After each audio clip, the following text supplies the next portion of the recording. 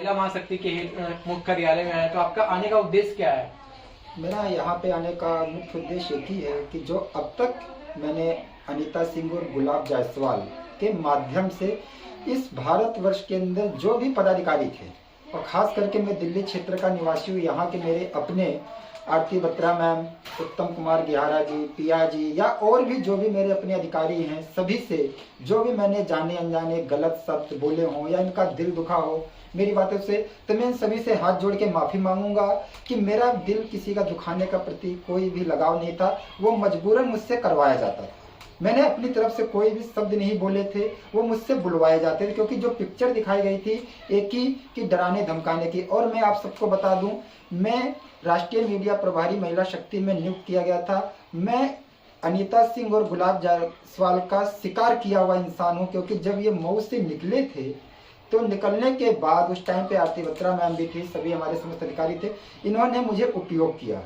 मेरा ATM state bank of India का सुनील कुमार के नाम का एटीएम इन्होंने ले रखा है, जो अब तक इनके पास है, जिस पे जो सारी लेन देन हो रही है वो मैं नहीं कर रहा हूँ। ये कहाँ से पैसा मंगवा रहे हैं, किससे मंगवा रहे हैं, कितना मंगवा रहे हैं, कहाँ भेज रहे हैं, नाम मेरा चल रहा है, पर उस पर उपयोग उसको कोई और भी कर रहा है, और वो एटीएम आज तक मेरे पास नहीं आया हुआ। इन्होंने फेंक दिया, क्या किया क्या नहीं किया, लेकिन वो आरोप मेरे ऊपर है कि सुनील पाल उपयोग कर रहा है। दिल्ली में आते थे, यहाँ पे थे, इन्होंने मेरे से पैसा मांगा, इनको पैसा दिया, यहाँ तक कि आने जाने का कई बार इनका किराया भी मैंने दिया है। इसके बाद इनको मैंने अपनी तरफ से एक Oppo F17 का मोबाइल भी दिया है, जिसका बिल इनके पास था, लेकिन डुप्लीकेट बिल में निकलवा सकता हूँ। वहाँ की जो बिल पे एड्रेस आएगा वो सुल्तानपुरी दिल्ली का आएगा, जो इस वक्त जब ये पकड़े गए जौनपुर के अंदर जमा है। इसके साथ साथ इनको और भी कई ऐसे खर्चे जो ये मुझसे लेते थे, और एक ही चीज़ कहते थे कि राष्ट्रीय अध्यक्ष को दे रहे हो, बाद में तुम्हें सूद समेत मिलेगा। और आज सूद समेत मुझे मिला क्या, मैं आप सबको बता दूं कि ये मुझे और मेरी सिस्टर पूनम को सिर्फ उपयोग करते थे। हमें ये कहते थे, खुद नहीं लोगों से बोलते थे, हमने कुत्ता पाल रखा है और एक कुतिया पाल रखी है, कि जहाँ पे हम इनको बुलाएंगे वहाँ पे आएंगे और ये काटेंगे। और ये मुझे ही नहीं, हर किसी को अपने निजी स्वार्थ के लिए उपयोग कर रहे हैं। और मैं आपको बता दूं, अभी ये जेल में है।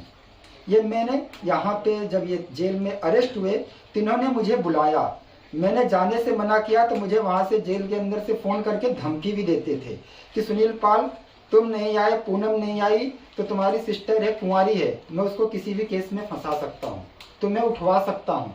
तो ये अपने आप को राष्ट्रीय अध्यक्ष बताते हैं, कभी अपने आप को ISI ऑफिसर बताते हैं, कभी बताते हैं मैं सेंट्रल गवर्नमेंट का बहुत बार। तो मैं भी डर गया कि अंदर से बैठे बैठे कुछ कर ना दें, इसलिए मैं वहाँ पे गया। वहाँ पे जाने के बाद इनकी हिस्ट्री सामने आती है कि सेंट्रल गवर्नमेंट से भी कोई नहीं आया, इनको छुड़ाने भी कोई नहीं आया।